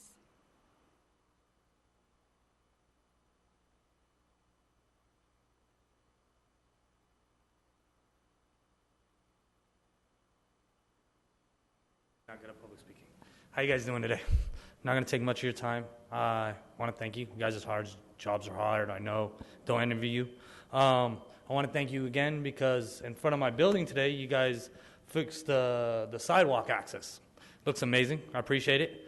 But I do have a problem. I mean, we got 2 blocks that are boarded up buildings that are just dying. I mean, there's no tax revenue.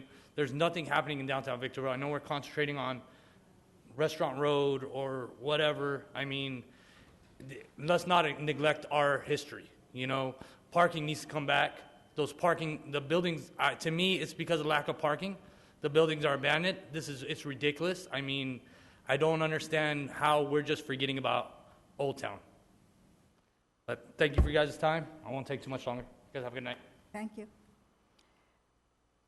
Those were all the cards that I had.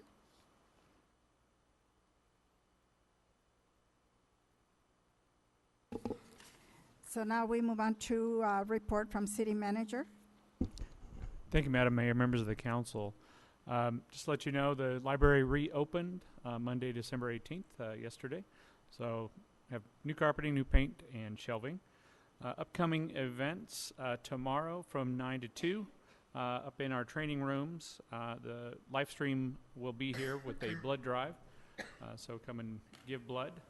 And then coming up in early January, Monday, January 15th, Dr. Martin Luther King Jr. Commemorative Peace March, and that is from 9 until 12. And it's put on by the Delta Sigma Delta sorority, and that is everything on that list. I would like to take just a few seconds, actually, to thank all of the staff who've been here with me for 15 years, 6.5 as the city manager.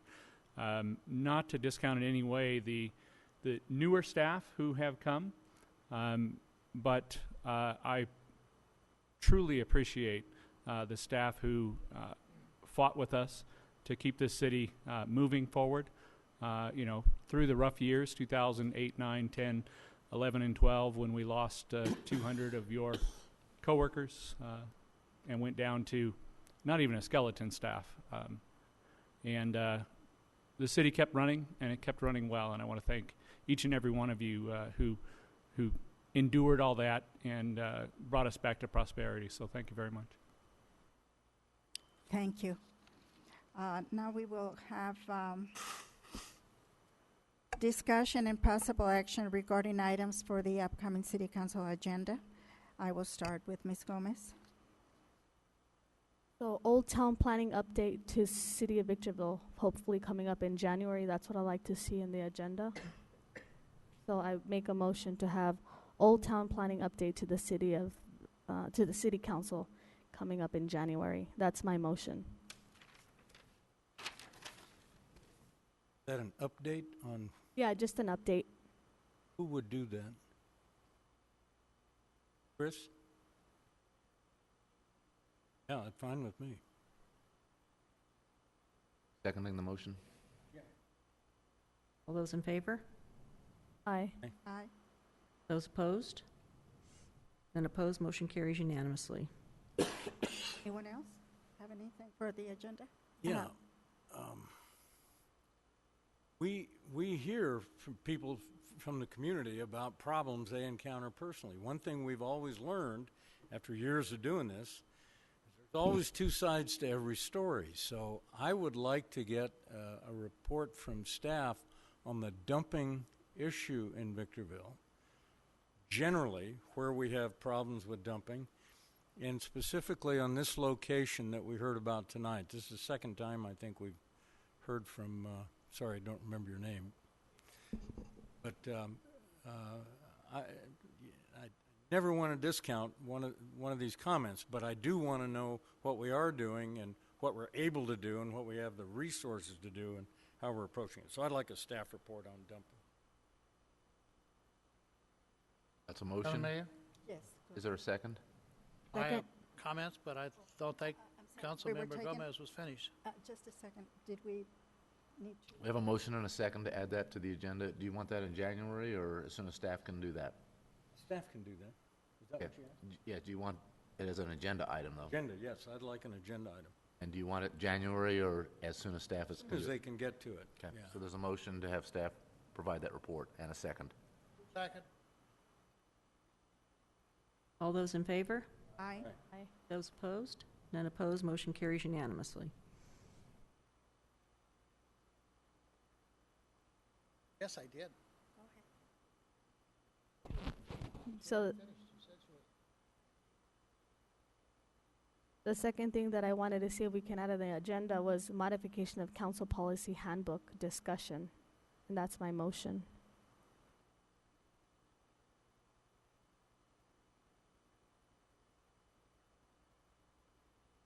Is there a second? If there's no second, the motion dies for lack of a second. Go ahead. In regard to trash in the city, this weekend I did a little tour. Noticed that many of the dumpsters, the large dumpsters, are overload. They're full. They're in the street. The trash, we didn't have wind. If we did, we'd have blowing trash all over the place. I don't know if we have code enforcement that's looking at that, but I think that if they noted that they're full, they need to require the additional dumpster. Secondly, right when you come into the lobby to pay the bills, there's a big kind of a notice placard that says $1,000 fine for dumping trash. People are dumping trash all over the city. I still believe that we need to have a reward program for individuals who turn those culprits in. And I don't care who turns them in, but if it's a $1,000 fine and go before a judge, they're going to pay some fine, and a percent of that ought to be given as a reward. It'll put an end to this if you enforce it. If you do nothing, it'll have no effect, and people will keep dumping. I did talk to one commercial individual whose dumpster was full, and he said, well, people from out of town come in and dump their trash in his dumpster. And so I suggested that I would talk to the city manager, they'd talk to code enforcement. There's a lot of remedy for this. You can have a lock, you can put it behind a fence, but that would be up to staff to carry on that. Also, was trying to clean up in my neighborhood, and interestingly enough, as I'm cleaning up and picking up trash, two of the neighbors came out and began cleaning up because I was cleaning up, and before the weekend was over, most of our 2 or 3 blocks was cleaned up. The individuals, both individuals, had said they had discussed this, and they recommend that sometime once a year when we have a cleanup, it doesn't have to be the same time throughout the whole city, that there be a dumpster free of charge placed in the neighborhoods with advance notice that people can use it to dump things that are now sitting on the curb or leaving in the backyard or causing a fire hazard. Those 2 individuals went to 2 other neighbors who said absolutely, they have a lot of things that they'd like to get rid of, and if they had a dumpster once a year, it would go a long way in reducing the trash. I don't need this to be an agenda item. I need the council to respond to the city manager. If there's no interest, that's the end of it. If there's an interest on any of this, then I would request that the city manager place this on the agenda at a future date. That's all I have. Thank you. Thank you. I'd like to see that. I'd like to see an agenda item where we are able to talk about different options as far as cleaning up. I know we do the big cleanup events, but you're talking about things that are much more specific, and some of it is real individual. It's neighborhood. And we agendize that discussion. And Public Works handle that. I think it's something that we are almost obligated to look at, because more and more we see more trash being dumped out of automobile windows, dumped in commercial containers, dumped in the desert. I have a friend that spent quite a bit of money cleaning up a 20-acre site, and 2 weeks later there was as much trash there as there was before she started. A reward program, folks, a stiff reward program. That individual paying a $1,000 fine, he would think next, and most everything that was dumped, the city has a program to recycle or dump free or pick up. It's just beyond me that somebody would dump it in the desert. when almost everything there can be disposed of without any charge to the individual. You've already agreed to have an item on for a report Sorry, on dumping. I Do you went over want my 5 you want the minutes. direction of staff to include the information just discussed by Mr. Cox, I assume? That's all I have. Thank you. I think that's clear to staff. Okay, now we move on to reports from council members, and I'll have Blanca Gomez go first. So on January 25th, from 6 in the morning to 10 in the morning, there's going to be a time and point count for the homeless in the city of Victorville. And we are looking for volunteers, and the city of Victorville has actually committed to assisting with the county-wide homeless count. On December 15th, a subcommittee of SBCTA met at the AQMD. For the first time, this meeting was held outside in the parking lot. It was very interesting because this was the first time I had witnessed a meeting commence outdoors. Lastly, I want to wish everyone a very Merry Christmas, a safe drive over the holidays, and always be aware of your surroundings and be careful in unlit areas. Aim for a prosperous new year and enjoy the holiday festivities. Thank you. I want to wish everybody Merry Christmas, Happy New Year, and the Sheriff's Department is doing its best to get the word out. If you see something, say something. Get involved in the community because this is only going to get better with your help. And without the help of the citizens, it's only going to get worse. Happy holidays. Thank you, Madam Mayor. I would like to thank Jean for coming out and highlighting an issue that I've been concerned about. I have neighbors in your I have friends in your neighborhood and that whole western side of Victorville. So just so you know, what we're talking about is massive. And I know you know that, but I mean from a resources standpoint. But you're in the right place. I think you've heard the concern here. We understand the situation we're in, and this is one of many issues where we are overwhelmed, and we do not have the resources, unfortunately, to keep up with police, fire, dumping. I've got a lot of issues with my neighbors too I'd like to handle, but right now I'll wait for another time. We got more important things to deal with, but also the homeless. When we sweep the Mojave Riverbed, I'm on the west side of Victorville, and what do you know? They start showing up in parks, they start showing up in neighborhoods, and you can't even let your kids go to school. So there are, issues, obviously, and we've been inundated, but there's a lot of reasons why. There's a lot of folks coming to this area, either waiting to go to Los Angeles or from Los Angeles waiting to go somewhere else. And then, of course, you look at the policies that we have at the state. And so it's all a perfect storm, unfortunately, but you're in the right place. And like I said, I'd like to thank the council for their concern, because I know we're all in this together, and it is teamwork. And so just having said that, you're in the right place. Thanks for coming. We are working the issue, and please keep coming. I hope to have something measurable that we can be proud of. And I know I'm totally supportive of that as well. And I have been for, it feels like more than a year. But secondly, thanks to Doug Robertson for everything he's given to the city of Victorville. It's been a pleasure working with you. And I'm sure you're going to be a great asset to the town of Apple Valley. And I hope that we can build off of the relationship we already have, continue to work together, because you know us very well, and we know you pretty well too. So I think we can do a lot of stuff together that maybe we haven't done in the past. And that goes the same as with Carolee. Thank you again for everything you've done. It's a big loss, but you've done your time, and you will be rewarded. You finally get to do it, and where I know there's some concern sometimes about, now what do I do or whatever, but I'm sure you've got plenty of stuff that you deserve. But again, happy holidays to everyone. I'm proud to be part of this team. All of us are facing issues in our own areas: police, fire, wastewater, streets. But we've also made some progress every year that I've been here. This is the third year. And I feel very confident about the leadership that we have throughout the county and in the city and in the high desert in general to get past some of the issues that have plagued us.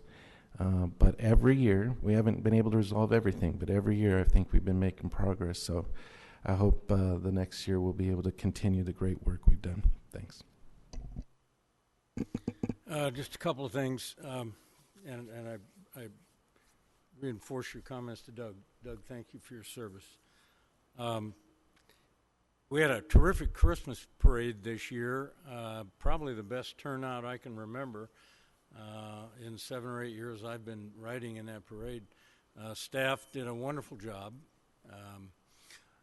I want to thank also Victorville Motors, who donated the cars. Council members used to ride around in golf carts. It was always awkward getting back to the golf course through all the traffic and the back roads. Victorville Motors donated 4 of the vehicles used by 4 of the council members in the parade, and I want to thank them for that. But a special thank you to my very good friend, Larry Huber. Larry is, for those of you who don't know him, is the owner of Victorville Glass and owned a mortuary and owns rentals and other things. He's also a longtime member of the Planning Commission. He was on the Water District Board with Jim Cox and me back some years ago. A longtime supporter and doer in this city. But for the Christmas parade, he made the ultimate gift. He allowed me to drive his slingshot. And Carol Lee had the pleasure, not of riding with me, but of riding in the slingshot as kind of her, was fun. Her adios to the city. Larry, if you're listening, thank you so much. It was fun, believe me. The other thing I want to mention is during this time of year, the next 2 or 3 weeks, when you're out on the street, daytime or night, but especially at night, it's really best to assume that half the people driving in your direction or against your direction or anywhere near you are under the influence of something or other. So be careful. Be careful. Also, do not assume that a green light means it's okay to go. It's not. Look and look, wait until all the people who are going to run the red lights are finished and then go, okay? Be careful. Have a happy New Year and a wonderful Christmas. That's all I have. Thank you. Now it's my turn. Of course, Doug, we will miss you. But of course, we will be seeing you, and we will continue doing things together. But I just want the city staff to know, and this includes everyone that's employed by the city, I really do appreciate the wonderful work that they do. They are always so courteous, polite, willing to help. I admire people when they have courtesy, kindness, because I like to be that way. I like to give people what they deserve. And each and every one of them have shown to me a lot of kindness and courtesy. And of course, I'm going to miss my lovely friend here, Carol Lee, but we will be doing things together. And I just want to wish each and everyone in our city and the other municipalities a very Merry Christmas, a very prosperous New Year, and blessings, and for us to be safe. And Captain Schuler, you do a very good job of seeing that we have safety in our city. Thank you so much. I appreciate you. I have so much respect for you and the police department. And you go over and beyond your call of duty, and I really do appreciate that. Thank you very much. And thank you to everyone. And Merry Christmas. Yeah, Garcia, I have to ask you, please, we need to go back to closed session very, very briefly on item M. And so we're going to adjourn this meeting to closed session. It should just take a couple of minutes. Thank you for reminding me. I forgot. So we will adjourn, and we will... Whenever you're ready. All right. We do have reportable action from closed session on item M, real property negotiations pursuant to Government Code 54956.8. The City Council the City Council sitting as a successor agency by a unanimous vote of all council members agreed to enter into a purchase agreement with NAMI Koenig for the property listed as APN number 405072-32 for the purchase price of $125,000 using the standard purchase and sale agreement. But however, the transaction is contingent on subject to Oversight Board approval. That's the end of the reportable action. Thank you.